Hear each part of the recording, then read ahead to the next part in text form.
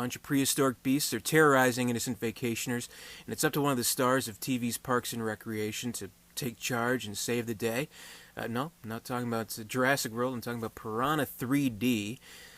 Or actually, maybe it's just Piranha. It was really only known as Piranha 3D for like the 2 weeks it was in theaters, but whatever. This actually might make an interesting double bill with Jurassic World, if you're so inclined to do so, if only for like, kind of the theme of Parks and Recreation stars in monster movies. So really all we need is like, Rashida Jones in a remake of Anaconda, and then that'll be a nice trifecta. But I mean, definitely, you can take the kids, you can take grandma to see Jurassic World. Piranha 3D, very much a more mature kind of movie. Bad language, nudity, blood all over the place. So definitely be warned there. I have the Blu-ray here, though it's got to be on Netflix. It's just one of those movies destined for the Netflix graveyard, I guess. And I'm sure I've seen it, like pop up in the recommendations. So because of your interest in Sharknado or whatever, we recommend Piranha. So yeah. Though I wouldn't necessarily equate it to, being lumped in with those kinds of movies like Sharknado, like the resurgence in B monster movies, sort of. I wouldn't quite lump it in there exactly.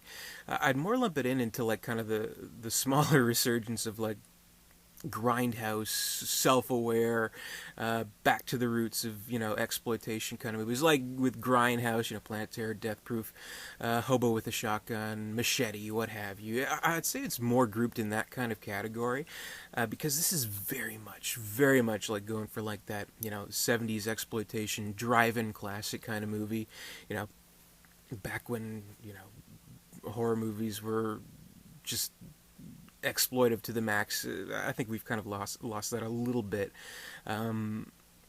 So I'd equate it more to that. And it is directed by Alexandre Aja, the French director, who did High Tension, Hills Have Eyes, and I think he has, a good style when it comes to like really violent shit, which this movie definitely delivers on. But I think more than those other movies, I thought, High Tension and Hills Have Eyes, those are very straightforward movies. This one, it has a sense of fun about itself. It knows it's a really stupid movie, and we're kind of in on the joke, which I appreciate that. And like it's pretty much labeled as a comedy, which it is, but it's very cheesy, very stupid, very exploitive. Like you know exactly what you're getting into. Violence, boobs, blood, all that stuff. So, it is what it is, and I think, for what it is, I found it entertaining. We have, certain characters kind of crossing paths, and all that's pretty good. I mean, the characters aren't really what you're seeing the movie for, I guess, but, they're serviceable. You have the kid who's like, trying to get with the girl and trying to prove his worth and be a man and all that stuff, and that's fine. And there's some, good scenes with him like trying to prove himself with the girl. There's the scientist character who's finding out about these horrible prehistoric piranha creature who have come from wherever.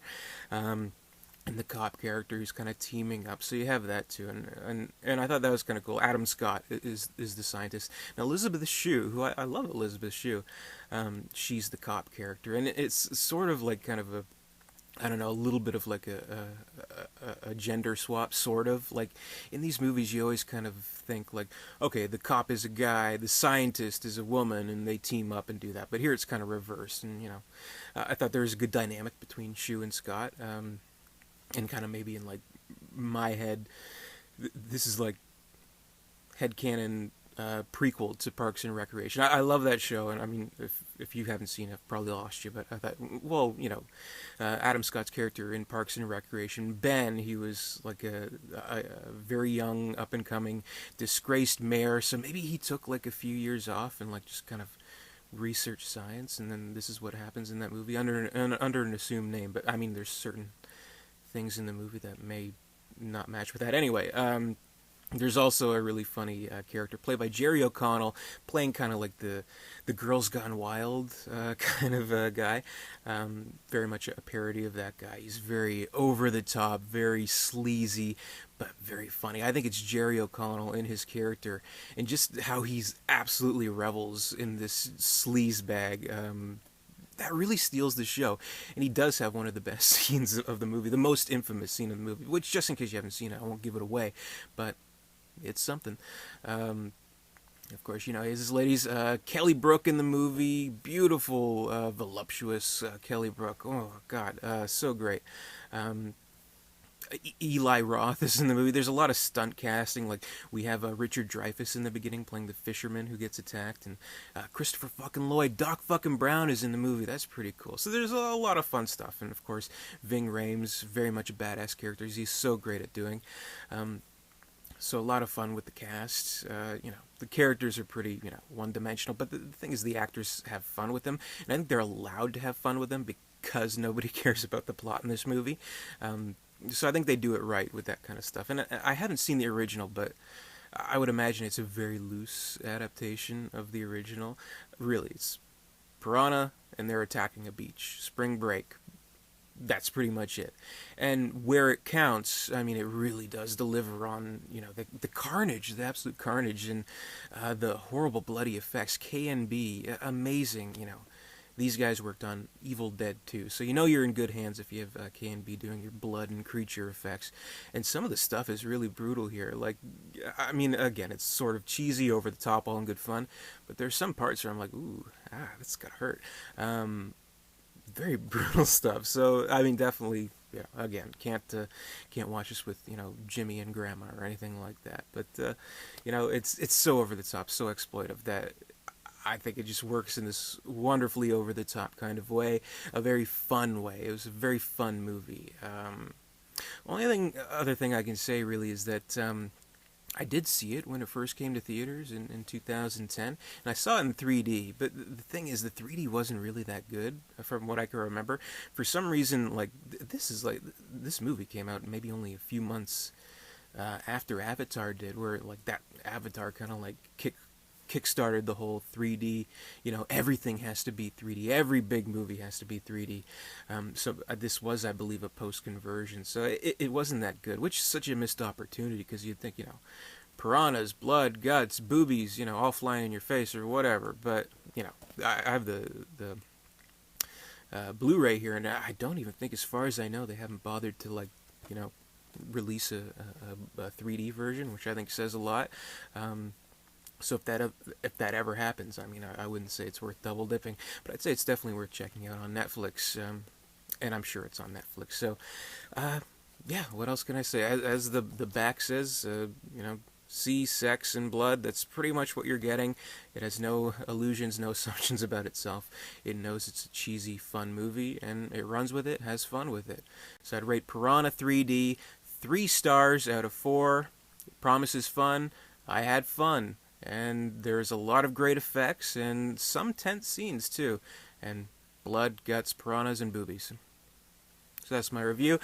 Check it out. It's probably on Netflix. If you're sick of going through, the Sharknadoes, the Sharktopus, the crocodile, whatever. I mean, there's a million of these types of movies, but I think this one offers something just a little bit different, because it does have a little bit higher of a production value. But the thing is, with these types of movies, with these types of cheesy movies, with the sci-fi stuff specifically, they're not too jokey. Their purpose is, I mean, these are the types of movies that very much encourage, kind of like the live tweeting kind of stuff. That's why they're such big events, and it's like, it lets you make the joke. So it plays it fairly straightforward. Not in an overly jokey way. So you feel like there's a participation to that. And that's fine with those types of movies, but I think the more difficult kind of balancing act is delivering that kind of cheesy thing, but going in self-aware that it's schlock, it's silly, and still making it enjoyable. So I think Piranha 3D really delivers on that. With 3 Double D, the sequel, which I didn't see in theaters, so who knows how the 3D is with that. But I did see on Netflix. It went too over the top with that. I think when you stunt cast David Hasselhoff and have him running in slow motion, I think that's just a little bit over the line. This one walks the line just fine. I really enjoyed it. So that's my review. Definitely check out Piranha 3D if it's on Netflix. And comment, rate, subscribe, all that good stuff. And until next time, I'll see you later.